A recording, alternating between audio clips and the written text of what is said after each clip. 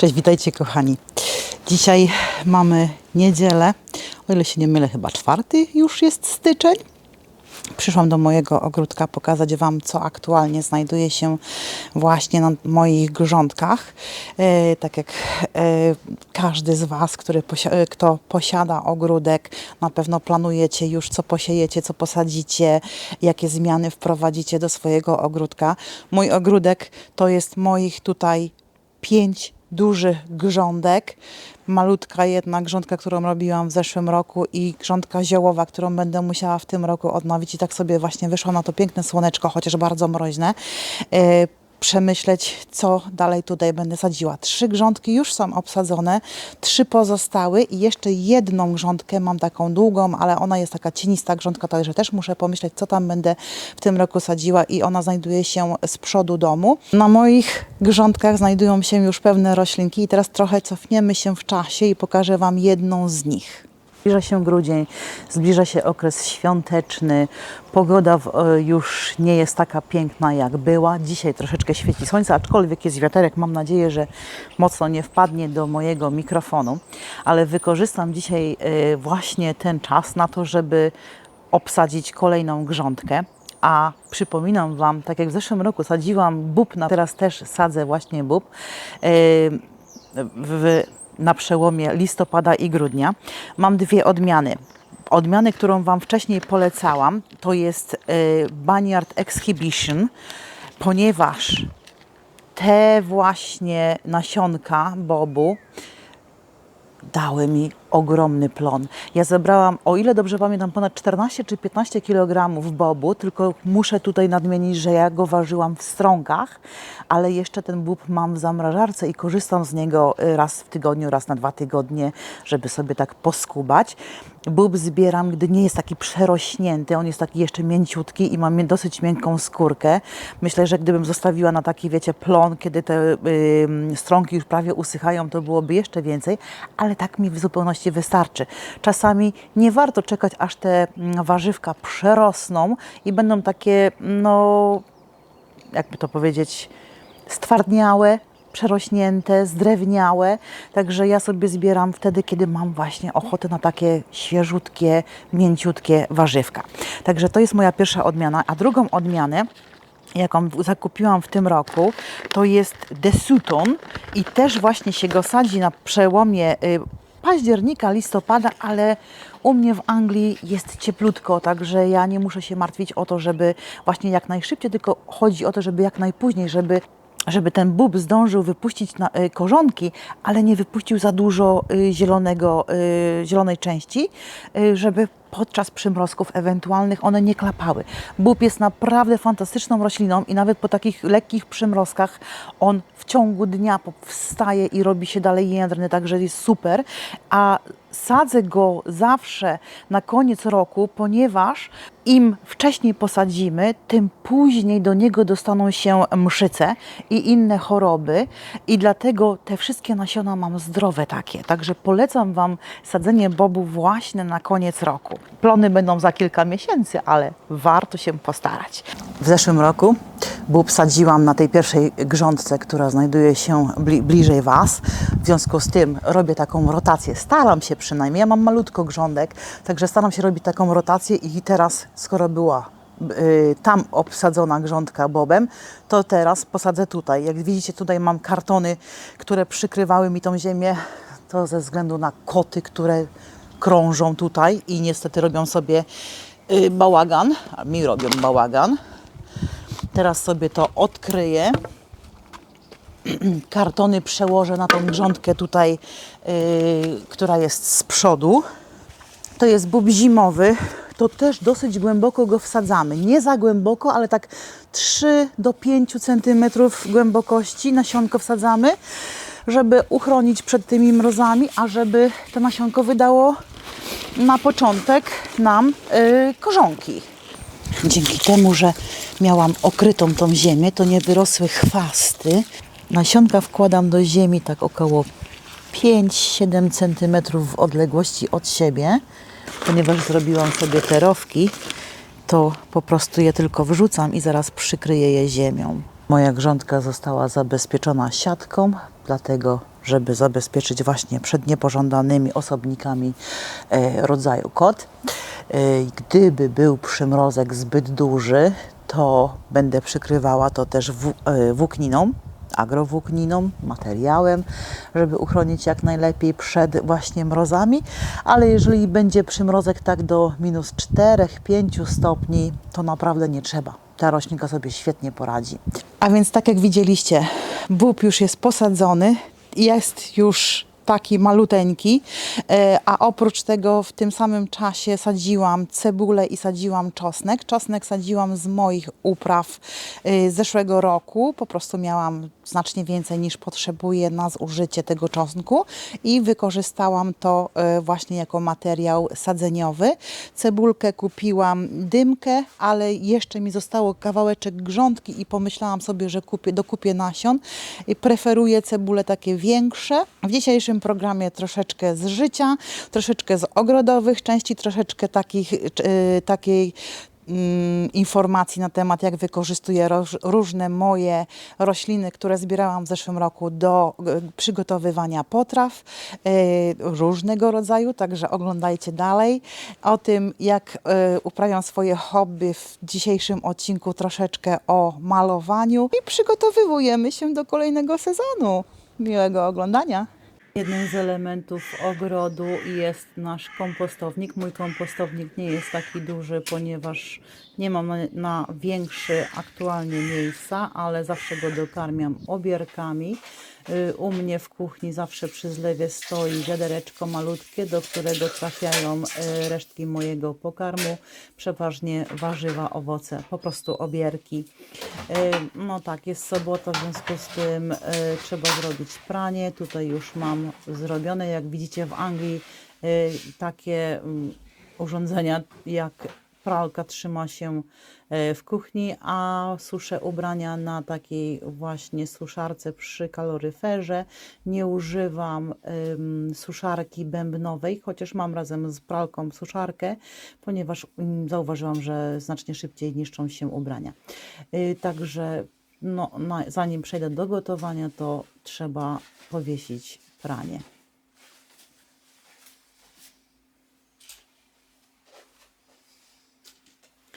Skoro pranie jest zrobione, to tutaj mam obierki po bananach i też dokarmiam takimi obierkami moje rośliny domowe. Kroję po prostu w takie paseczki, wsypuję do słoika i zalewam wodą. Taka odstała woda ma w sobie dosyć dużo potasu i odżywia mi moje rośliny domowe.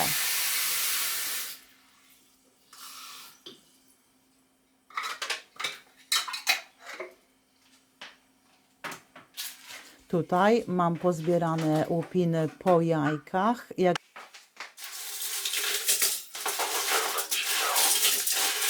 Takie łupiny po jajach rozsypuję też po moich grządkach. Po prostu mielę je na pył. Widać tutaj, jak się unosi ten pył ze skorupek jaj. To, co uda mi się wysypać z Thermomixa, trafi do moich grządek. I jest to też źródło wapna, a po opłukaniu naczynia Thermomixu wlewam tą wodę do konewki i tym też podlewam moje roślinki domowe. Czas na przygotowanie zupy. Marchewka nie jest już z mojego ogródka, nie miałam tak dużo tej marchewki, całą zużyłam.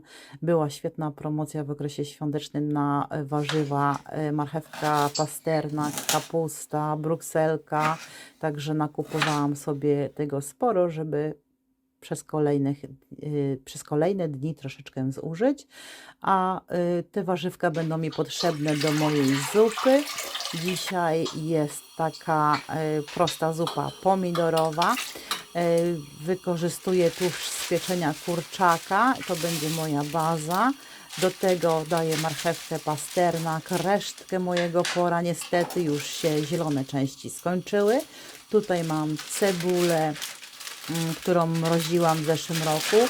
Po prostu bałam się, żeby mi cała cebula z ogródka nie zgniła i przygotowywałam takie porcje. Tu zobaczcie, elegancko odkraja się nożem taką porcję i wrzuca. A jutro na obiad będzie baranina. Czekam, aż się odmrozi. Do tego daję świeży liść laurowy. A tutaj są moje pomidorki, gęsty sos pomidorowo-cukiniowy i z papryczką też. Także będzie super pomidorówka, sól, pieprz.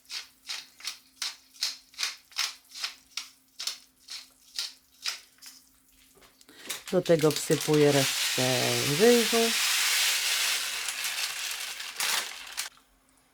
Poczekam, aż ryż mi troszeczkę się ugotuje. I mój gęsty sos pomidorowy, przecierany, taki naprawdę smaczny. Dlatego tylko do zupy dałam sól i pieprz, ponieważ te sosy są doprawione. Na koniec dodam jeszcze 2 ząbki czosnku i dużą ilość mojej właśnie z ogródka pietruszki. No i zupa gotowa. Także sobotni obiad z głowy.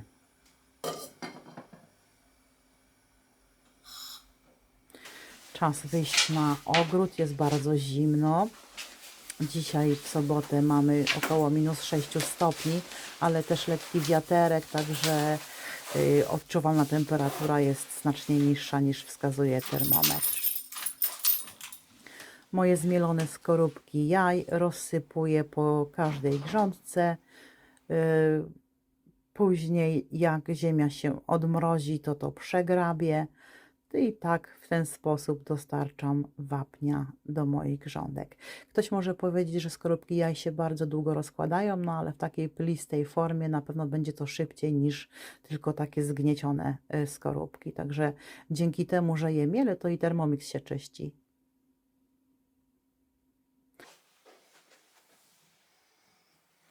No i czas zająć się moim hobby. Dostałam od koleżanki zamówienie na zakładki do książek, dlatego dzisiaj będę starała się robić takie właśnie zakładki, malować, a tematem przewodnim takich zakładek mają być psy.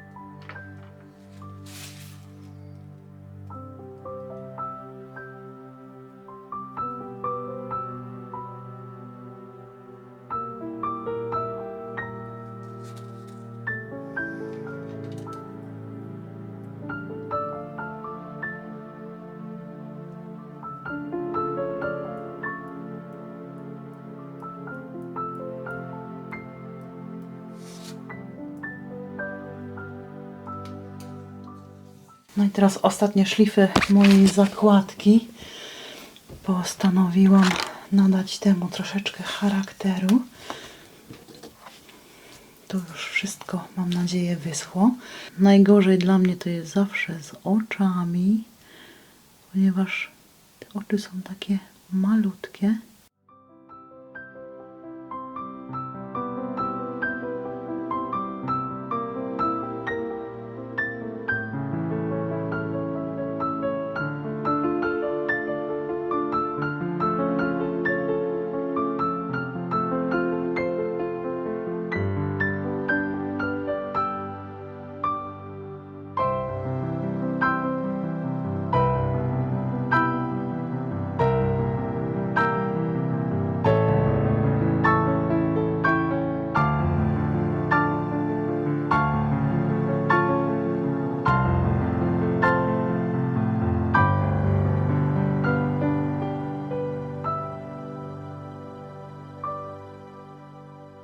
Mi się bardzo podoba. Mam nadzieję, że koleżanka będzie zadowolona. Kochani, jedną z roślin, które uprawiam w ogródku, to jest lawenda. Uwielbiam zapach lawendy, uwielbiam jak pszczoły przylatują do kwiatów lawendy, żeby zebrać sobie nektar. Nie mam dużo tej lawendy.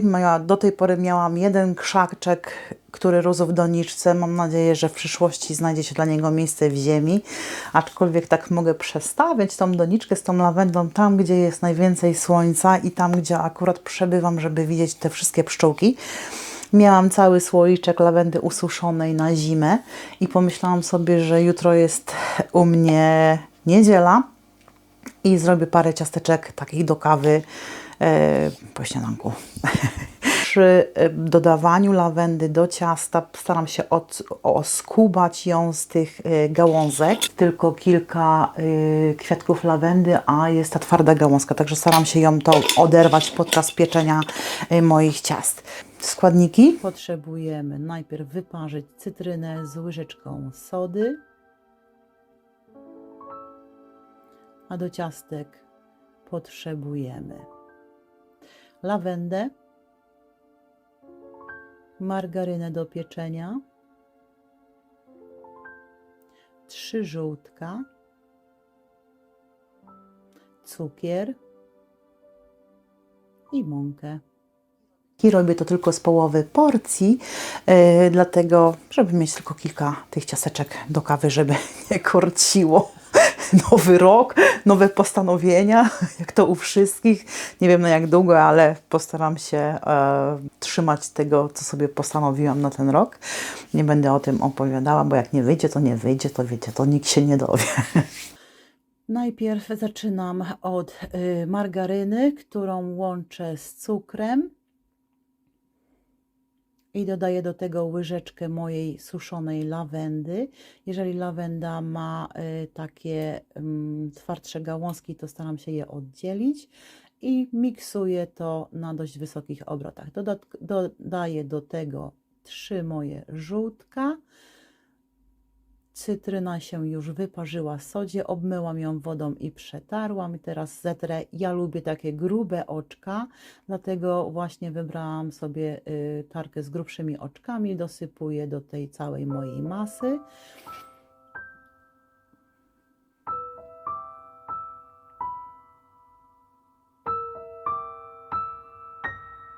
Na koniec dodaję mąkę.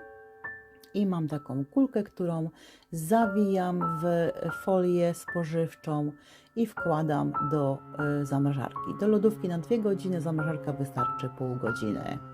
Tak jak mówiłam, moje ciasto robiłam tylko z połowy porcji, żeby mieć dosłownie kilka ciasteczek na jutro do kawki.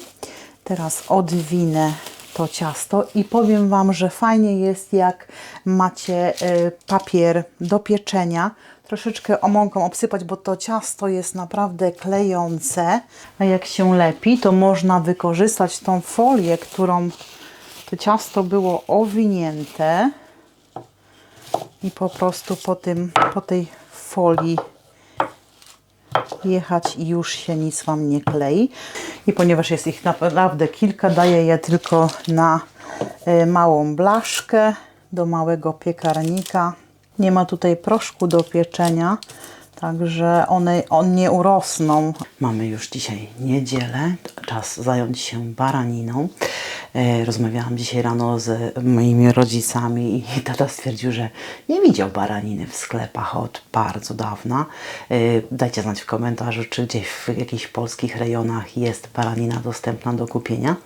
Ja mam taki udziec barani i zrobię go w najprostszy sposób. Taki porządny udziec barani rozmrażał się w temperaturze tutaj pokojowej w kuchni i najlepiej mięso będzie kruchutkie i soczyste, jak on ten udziec złapie właśnie temperaturę pokojową przed pieczeniem.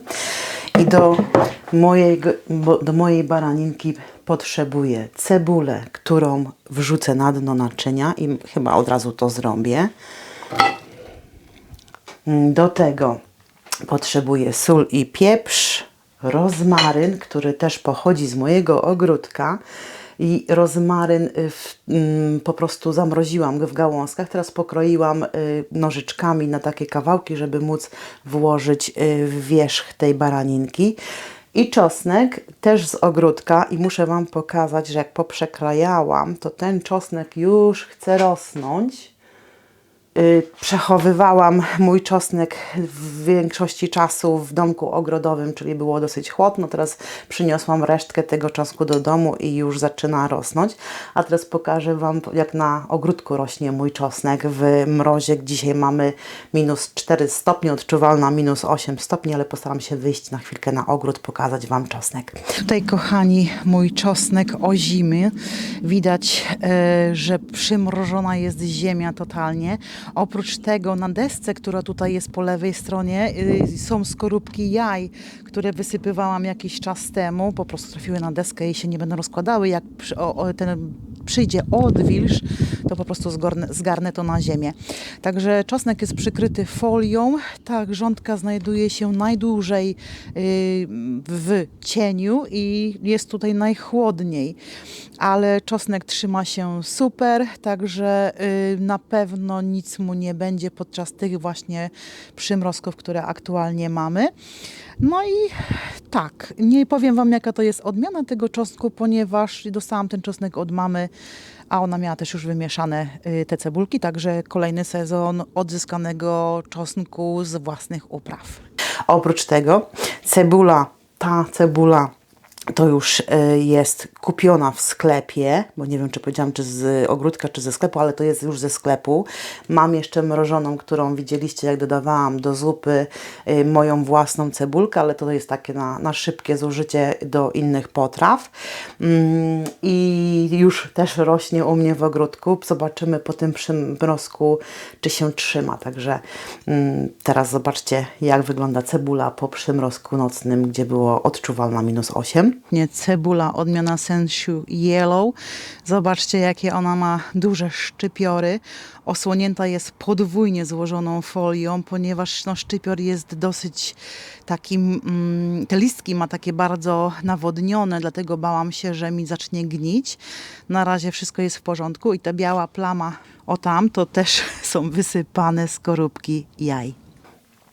A oprócz tego jeszcze mam bób w zamrażarce i na ogródku. Nie jestem pewna, czy będzie widać, ale tutaj rośnie mój bób. Także są malutkie te roślinki, też okryte folią przed przymrozkiem, ale już wschodzi. Taka wczesna uprawa bobu, bób ozimy, uchroni ten bób przed mszycą. Także to jest jedna z upraw takich właśnie szybkich. On odbije, naprawdę mu nie szkodzą takie przymrozki i mi ta metoda się naprawdę sprawdza. Dlatego polecam wszystkim sianie zimowe bobu.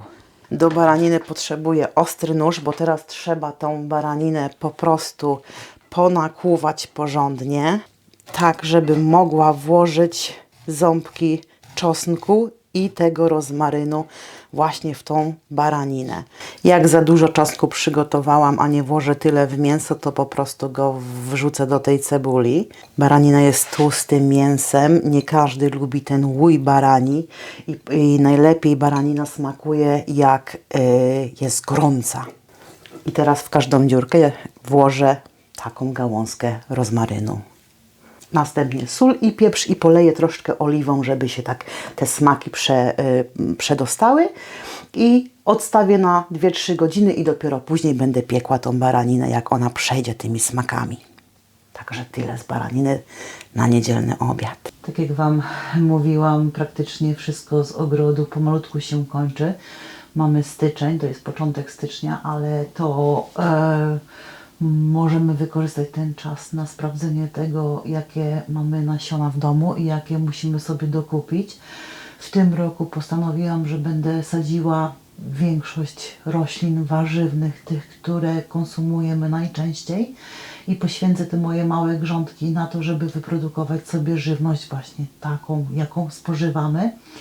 Nie będę próbowała jakichś tam nowych odmian czy nowych rodzajów warzyw Ze względu na to, że ja nie mam na to miejsca, słuchajcie.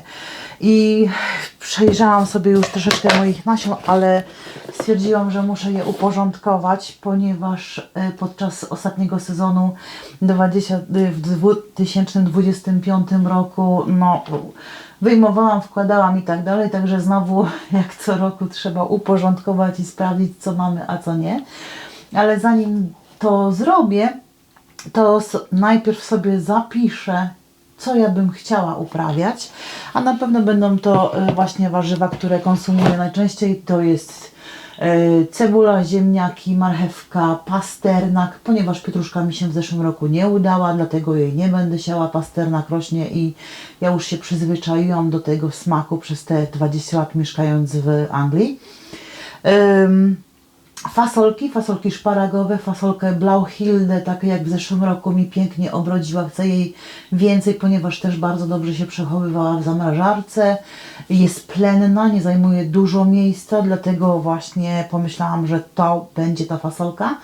A jeszcze mam jakieś 2 paczki fasolki typu jaś i też postaram się wygospodarować na to miejsce.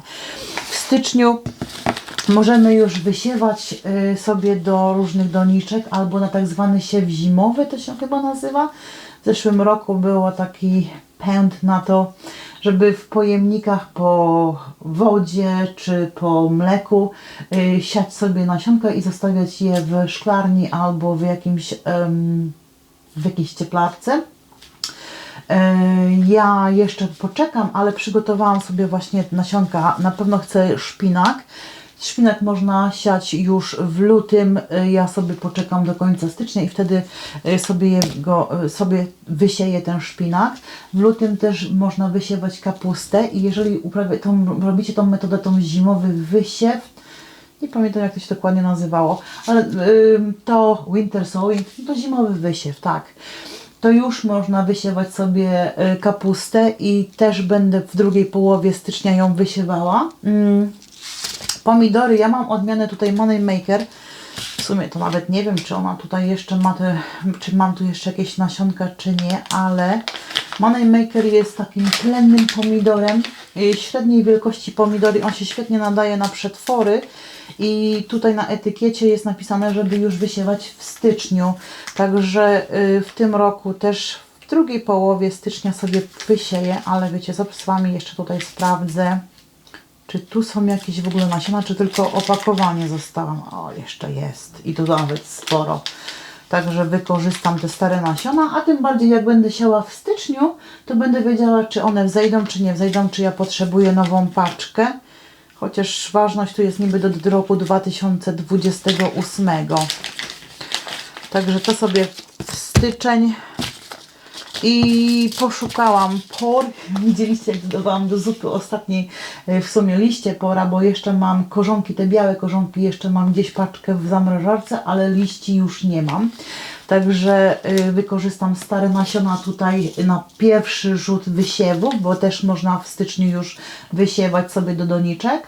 A później jak to mi da mały plon, to wykorzystam tą paczkę, która też jest ważna do 2028 roku.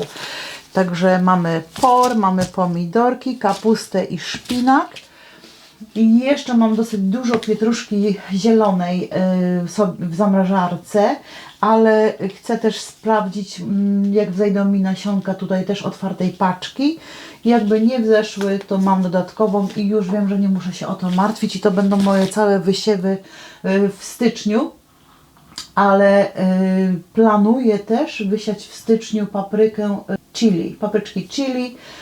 Ostatnie chili, jakie suszyłam sobie na nitce, zmieliłam i jest fantastyczną przyprawą. Już nie jako całe chili, tylko po prostu zmielone chili i nie muszę je kupować, a jest tak ostro, że dla mnie wystarczy szczypta dosłownie. Przyszłam sobie tutaj do tego pokoju mojego, z którego wychodzę na ogród. Po nasionka, ale jednocześnie chciałam Wam pokazać, ja na moje urodziny dostałam cebulki hiacyntów. Hiacynty tutaj są często sprzedawane w okresie świątecznym jako taki podarunek dla dla najbliższych, dla znajomych. Ja mam akurat urodziny w grudniu i też dostałam te hiacynty, ale jak widać one już przekwitły. Dlatego przy takich hiacyntach związałam je na szybko, żeby się mocno nie przewracały i myślę, że już mogę ten sznurek odwiązać. Ja teraz obetnę każdego hiacynta, bo on już nie wygląda. To wyniosę do kompostownika, tak jak wynosiłam moje obierki, zlewki z różnych potraw. Tu widzę, że jeszcze jest taki malutki, tu jeszcze gdzieś wygląda, także mogę mu dać tylko wspornik. Ten też jeszcze wygląda, tutaj już nie. Ten jeszcze nie przekwitł. One się niestety pokładają, to są, one lubią zimno, a do takiego pomieszczenia ciepłego, ogrzewanego, słuchajcie, one tak szybko bujają i są dosyć ciężkie, dlatego właśnie trzeba je tutaj wesprzeć, podwiązać i znowu jest. Gdy one mi przekwitną do końca, obetnę wszystkie, poczekam aż troszeczkę zaschną te liście i jak odmarznie ziemia, bezpośrednio wsadzam do ogródka w moją rabatę kwiatową i one świetnie w przyszłym roku też zakwitną. Będą niższe, ale też zakwitną, także jeżeli macie takie właśnie hiacynty u siebie w domu, bo dostaliście w prezencie, czy sobie kupiliście, to nie wyrzucajcie cebulek, po prostu do ogródka i będzie jak znalazł na wiosnę. Także mam nadzieję, że dzisiejszy odcinek taki troszeczkę o wszystkim i o niczym, ale i ogrodowy Wam się podobał. Życzę Wam cudownego, fantastycznego tygodnia. Mam nadzieję, że wrócę z filmami już na stałe. Jeżeli nie co tydzień, to co 2 tygodnie na początek, bo jeszcze tak dużo się w ogródku nie dzieje, a jak jesteście moimi stałymi obserwatorami, to wiecie, że ja głównie nadaję z ogrodu i cieszę się ogrodem. Miłego dnia, pa pa!